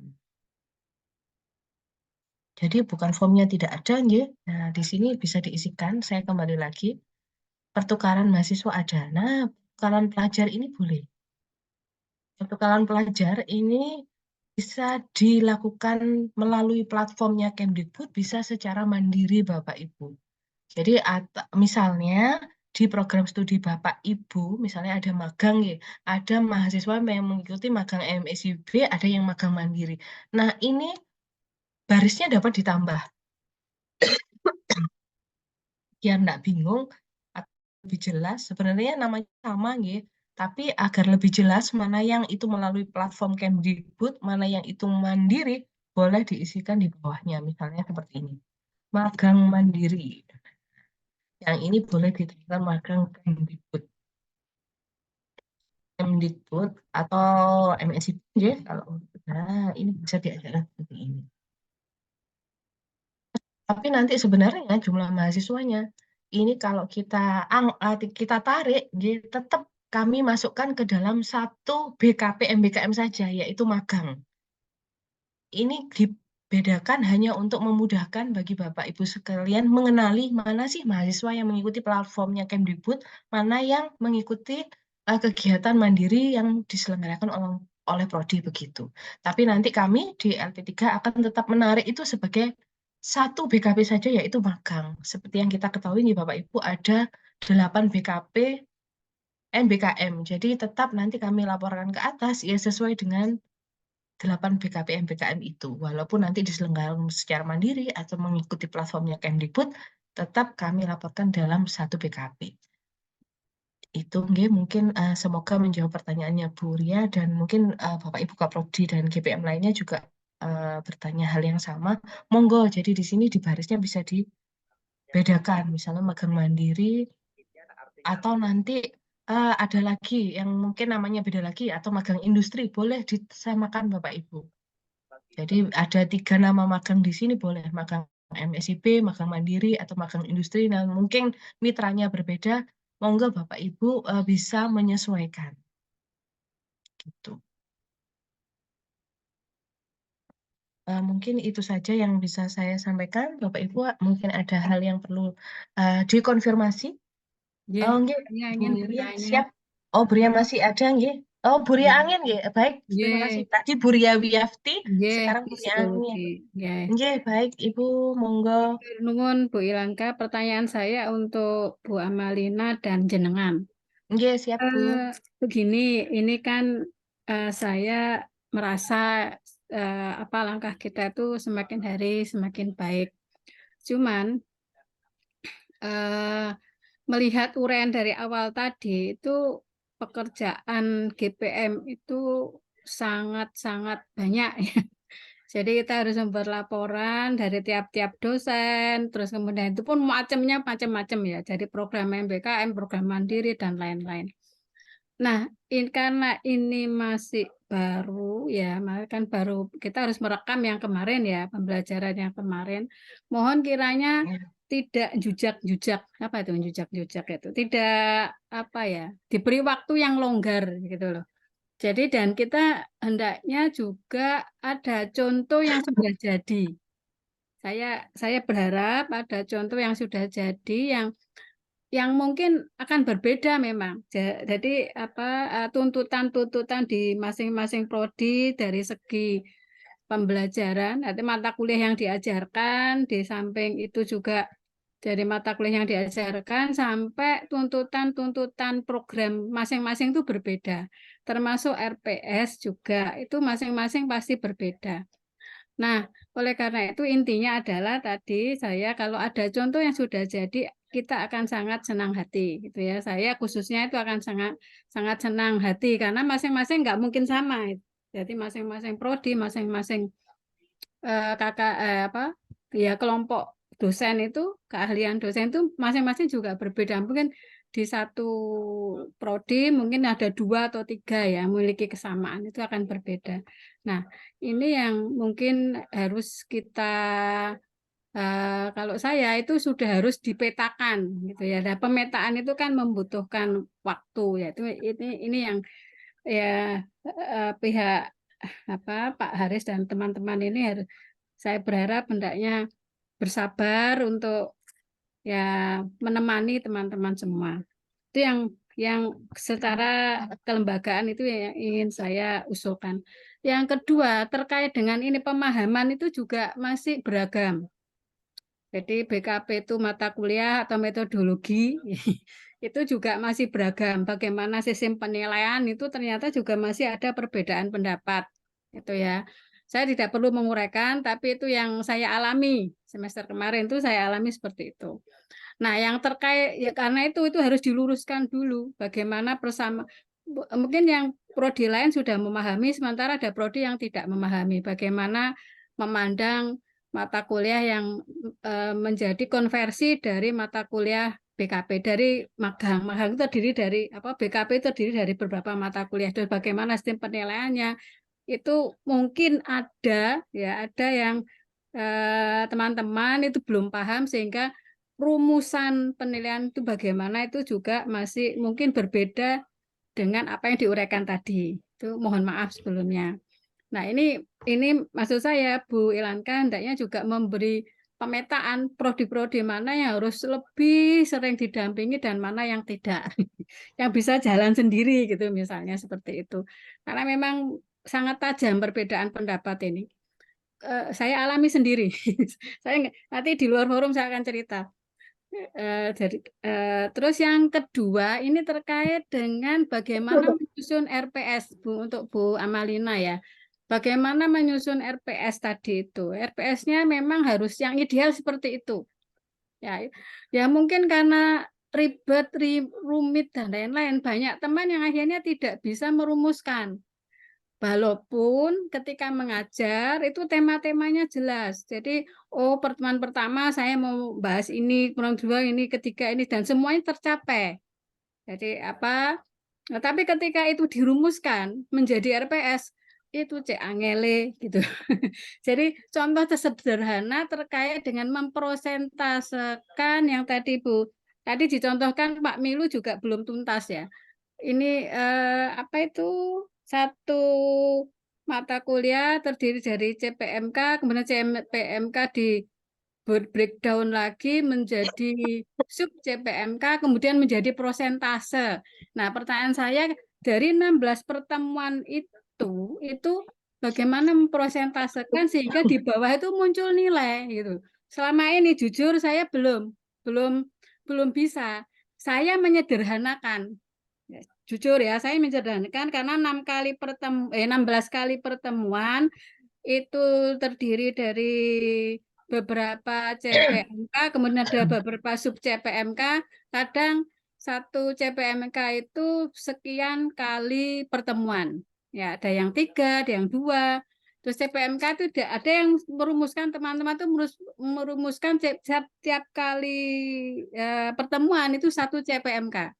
Nah, kan berat sekali kalau seperti itu. Nah, ini apa perbedaan pendapat ini yang mungkin dulu tuh penjelasannya belum tuntas atau mungkin kitanya memang menuntut ada 16 topik gitu loh, 16 topik yang dibicarakan. Padahal sebetulnya satu CPMK itu ada beberapa sub CPMK, kemudian ya ini bisa disajikan dalam 2-3 pertemuan. Nah, prosentasenya itu Bu Amalina mohon saya diajari begitu ya. Saya jujur saja kemarin menyederhanakan saja mek tak roto-roto gitu ya.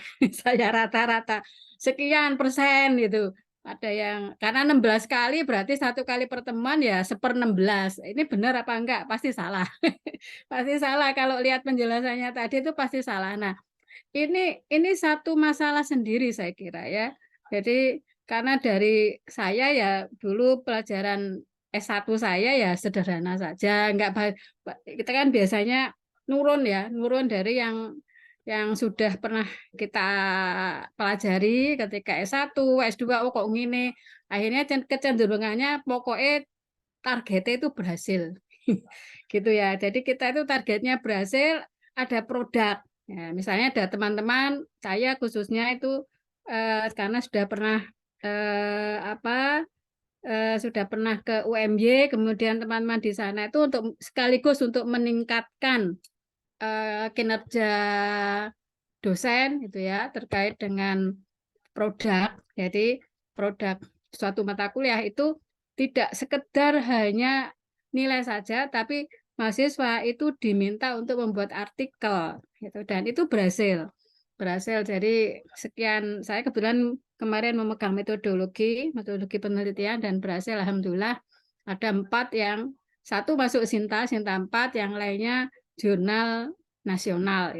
Nah ini cukup mendukung gitu lah. Apakah seperti itu dibolehkan? Kalau saya lihat tadi boleh sih, dari apa yang diuraikan boleh sih. Tapi untuk yang ini masuk, lalu menjadi pertanyaan kan, lalu ketika mahasiswa memiliki kemampuan ini mana di rubriknya diisi di mana ya, ini hal yang sangat mendasar mungkin ya, sangat ini ini sangat mendasar sekali yang kita pelajari bersama pagi ini tuh menurut saya sangat mendasar sekali. Terima kasih terus atas jawabannya juga nanti saya mengucapkan terima kasih. Assalamualaikum warahmatullahi wabarakatuh.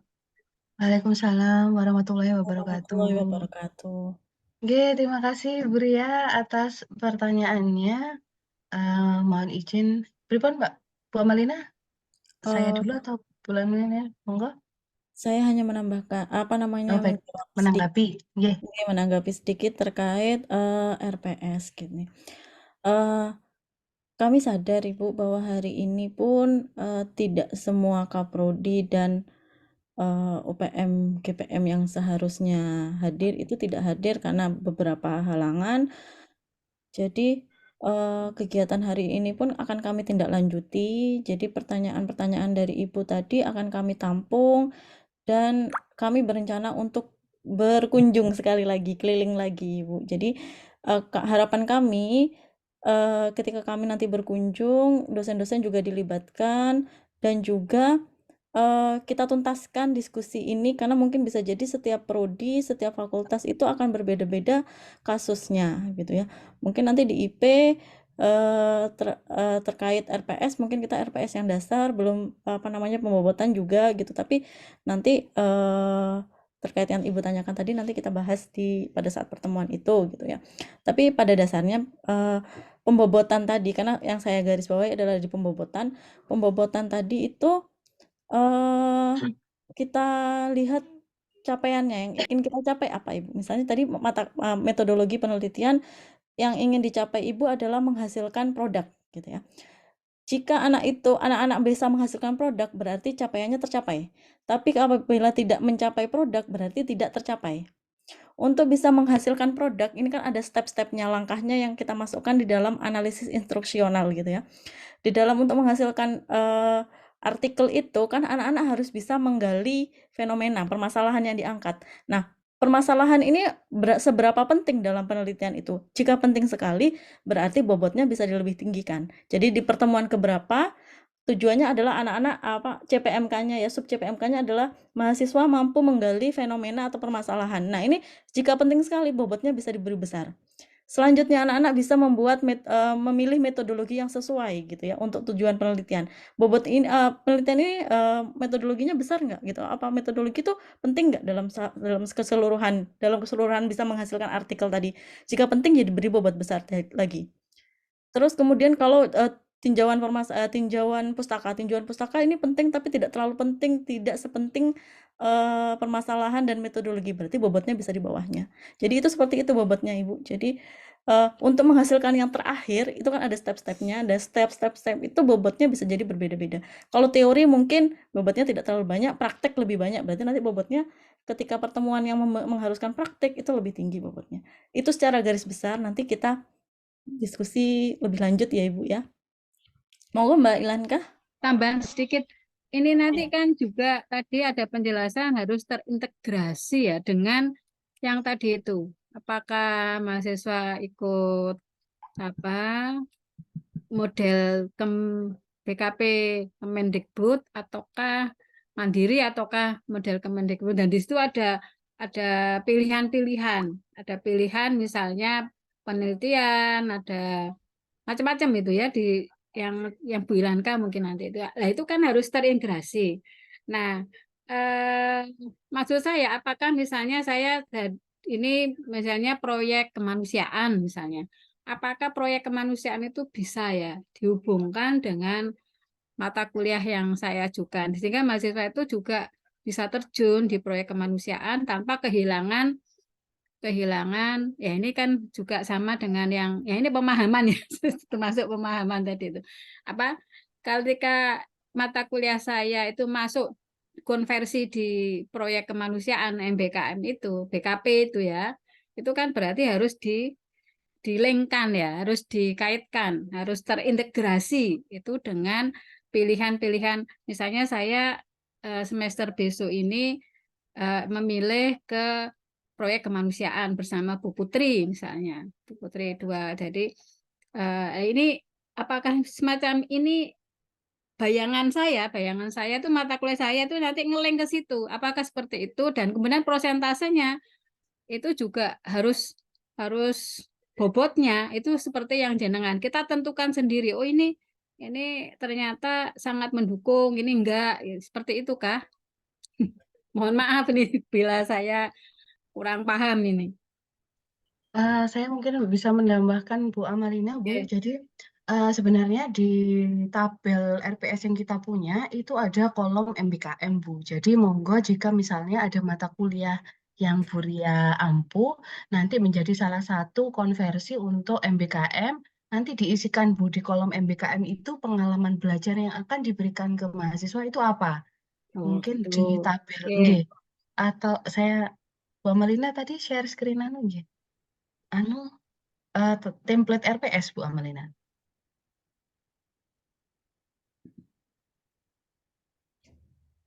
Jadi misalnya tidak full nggih Bu atau full misalnya mata kuliahnya nggih berarti diisikan di kolom MBKM itu nanti nah di sini Bu Oh ada iya. bentuk dan metode pembelajarannya. Nah, MBKM itu bentuknya apa? Misalnya di contoh ini kan magang di konsultan perencana nggih.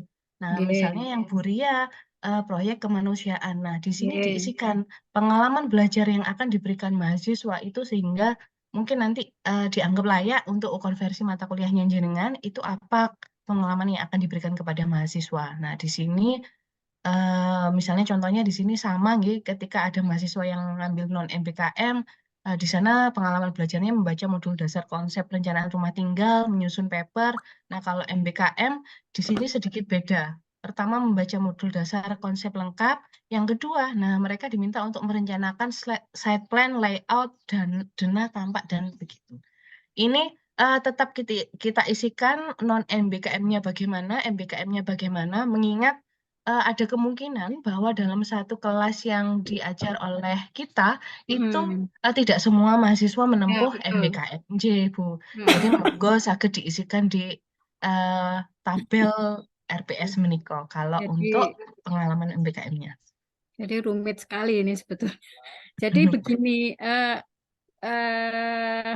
kita harus ke ini ya, ke tempat yang proyek kemanusiaan itu ya, institusi yang menjadi tempat kita melakukan proyek kemanusiaan itu pun kan harus dipahamkan soal ini, gitu ya. Nah, ini yang satu kesulitan lagi ya. Satu kesulitan lagi karena kan tidak bisa ujuk-ujuk ya. Ujuk-ujuk ya walaupun di perencanaan kemarin kita sudah plotting saya milih ini itu belum tentu di lapangan. Nah, apakah di lapangan itu sesuai gitu ya. Kadang-kadang pandangan di lapangan terkait dengan magang ya, magang kerja, magang apa yang sesuai yang maksud kita tuh agar sesuai kita minta itu sesuai dengan yang apa yang 16 kali pertemuan itu ya perencanaan di RPS itu ya. Itu kadang-kadang di lapangan tidak sesuai seperti itu. Kadang-kadang di lapangan kayak tahun kemarin saya yang magang di KPU misalnya, itu ternyata mahasiswa disuruh input data gitu, tidak sesuai dengan apa yang kita minta. Tapi ya harus gimana lagi gitu ya. Ini kan kontrol sebetulnya di dosen ya, di kita. Kontrolnya itu di kita. Kita mau ngapain ini seperti di sini kan Bu Amalina tuh jelas. Oh, ini kamu harus bisa site plan, layout dan lain-lain. Nanti di sana mintanya seperti itu. Nah, ini kadang-kadang belum ya. Mohon maaf bagi yang sudah, oh tempat saya sudah, tapi tempat saya itu tampaknya belum sampai ke fase tersebut. Jadi memahamkan pihak di KPU atau pihak di lembaga di luar kita itu bahwa kita itu maunya seperti ini. Ini memang urusan internal ya, mungkin di antara teman-teman mungkin hanya saya, mungkin misalnya yang lo ini maunya saya itu seperti ini, tapi ya wes lah nanti saya tambahi di kelas. Akhirnya saya seperti itu, nggak enak juga untuk membuat apa istilah saya itu berdebat dengan pihak KPU karena sudah kadung berjalan program tersebut. Nah, maksud saya hal-hal seperti ini ya memang akhirnya membuat mungkin standar yang diberlakukan oleh Pak Haris dan teman-teman itu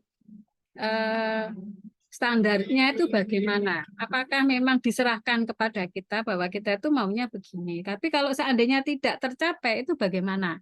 Ini yang selama ini saya pikirkan ini.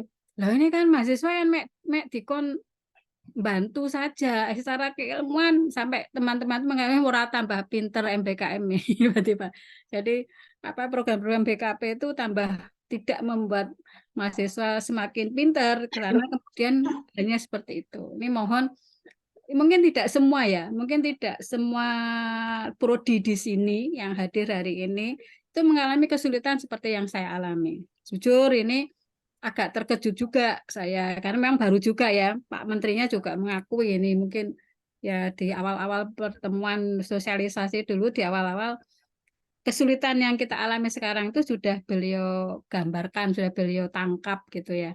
Tapi gimana hal ini yang harus kita sikapi ya, saya sebagai dosen pengajar itu jujur ya enak sing biyen ya ora usah dituntut begini-begini tapi mahasiswa untuk materi tapi tidak memiliki pengalaman di lapangan ya. Terima kasih.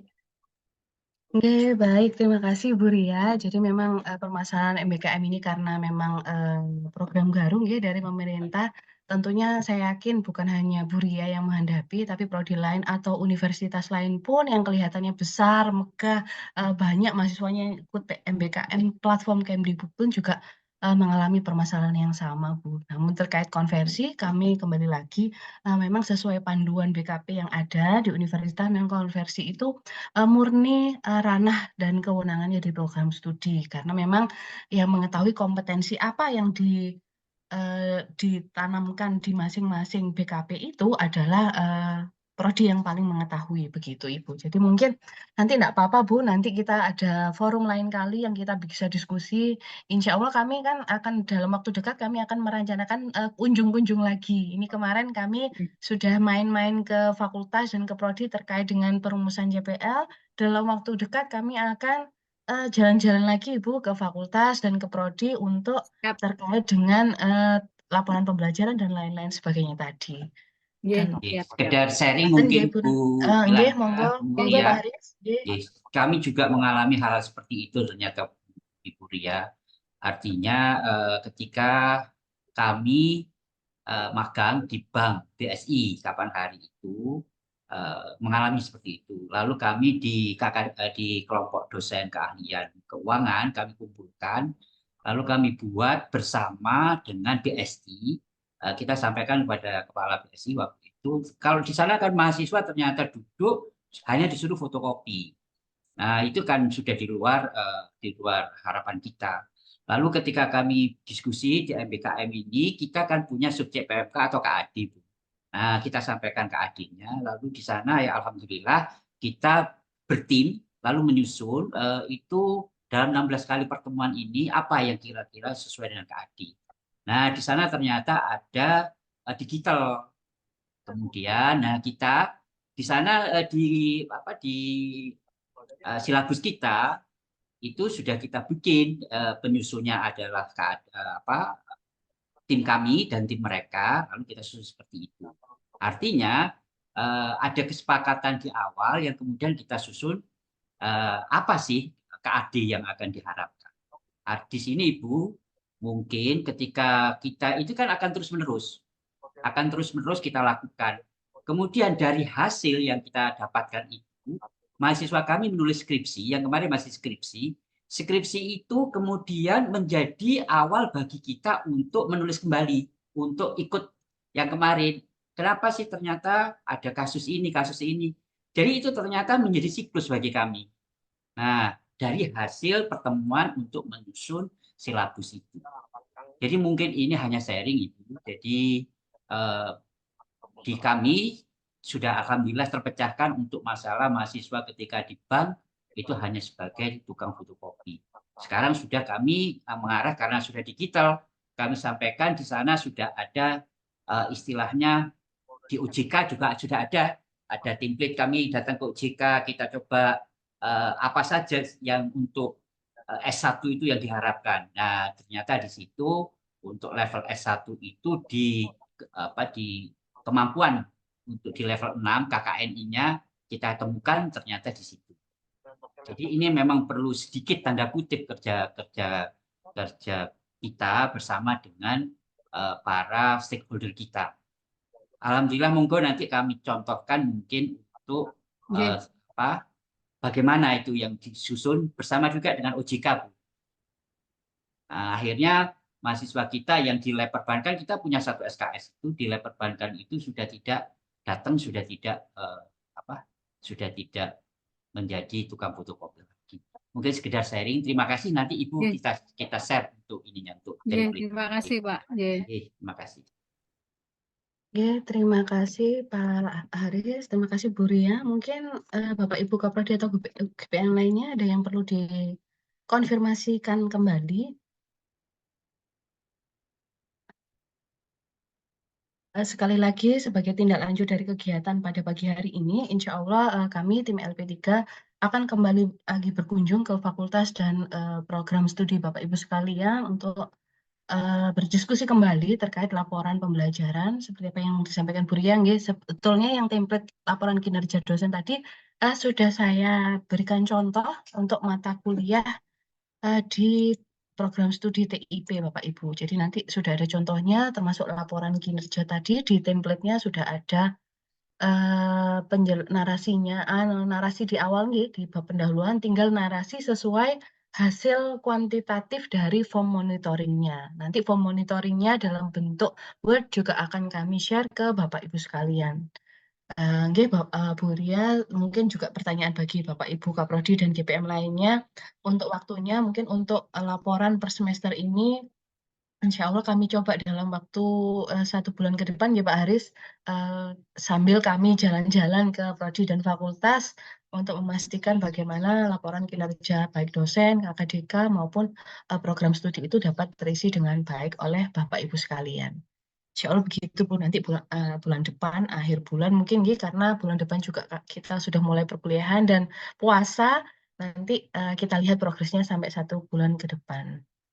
Untuk Pak Kuko, apakah ada sosialisasi untuk seluruh dosen? Nggih Pak, ini kami akan merencanakan begitu, karena laporan pembelajaran juga harus dibuat oleh dosen jadi nanti cuman kami pikirkan mekanismenya bagaimana agar lebih efektif. Mungkin per fakultas atau bagaimana nanti akan kami diskusikan. Karena kalau mungkin terlalu banyak juga kurang efektif. Harapan kami ketika ada sosialisasi untuk dosen, kami juga punya waktu yang cukup banyak untuk berdiskusi. Nanti mungkin kami setting per fakultas agar lebih ini mungkin Pak, lebih dalam. Begitu nggih Pak Kuko. Ada lagi mungkin Bapak Ibu yang ingin disampaikan. Pak Haris mungkin ada closing statement Pak sebelum menutup kegiatan kita pada pagi hari ini. Terima kasih Ibu Blanka, terima kasih Bapak dan Ibu sudah berkenan kita sharing ilmu. Kami mohon izin nanti apabila ada hal masukan-masukan bagi kita untuk kita diskusikan bersama, sekiranya apa yang kita upayakan ini menjadi pengawalan bagi adik-adik mahasiswa sesuai dengan outcome yang diharapkan. Di mana IKU 1 tantangan kita adalah mereka bisa lebih cepat mendapatkan pekerjaan atau sebelum di kewirausahaan atau bekerja sebelum mereka lulus. Jadi tentu saja harapan kami dalam pendampingan itu mungkin masih banyak masalah, temuan-temuan, tapi itu akan kita siapkan untuk sistemnya Bapak dan Ibu. Jadi kami saat ini sudah juga berdiskusi dengan P2TIK. Kalau saat ini mungkin sosialisasi ini masih berupa tanda kutip di sini formal ya. Nanti insya Allah kita mulai, kita sudah membangun ya Bu Kilanka dan Bu Amalina. saat ini sudah kita Nggih, bangun Pak. dari hasil pendampingan kemarin sistemnya. Harapan kami dari hasil ini semester depan ketika kita sudah pertemuan, sistem sudah jadi, nanti ibu bapak tinggal mengisi langsung sudah jadi RPS, langsung jadi sub CPMK yang langsung bisa terisi gitu ya Bu ya. Jadi mohon izin, ini memang perlu effort bagi kita semua. Mohon izin semangat ya. Nggih, Bu Ria, Bapak-bapak dan Ibu. Terima kasih demikian dari kami. Terima kasih Bu Ilanka. Nggih, baik. Terima kasih Pak Haris. Demikian Bapak Ibu Ketua Program Studi Gugus Penjaminan Mutu dan Unit Penjaminan Mutu di lingkungan Universitas Muhammadiyah Jember, kegiatan dari sosialisasi pedoman dari pedoman kurikulum dan pedoman pembelajaran Universitas Muhammadiyah Jember pada pagi hari ini. Sekali lagi mohon maaf atas segala kekurangan dan kekhilafan selama kegiatan berlangsung. Semoga kegiatan hari ini dapat memberikan manfaat untuk kita semuanya. Amin ya rabbal alamin. Nasrun minallah wa fathun qarib. Saya Eri, wassalamualaikum warahmatullahi wabarakatuh. Waalaikumsalam. Terima kasih Bapak Ibu Terima kasih Bapak Ibu Kaprodi, izin live, Ibu, Bapak Ibu Bapak. GPM, UPM,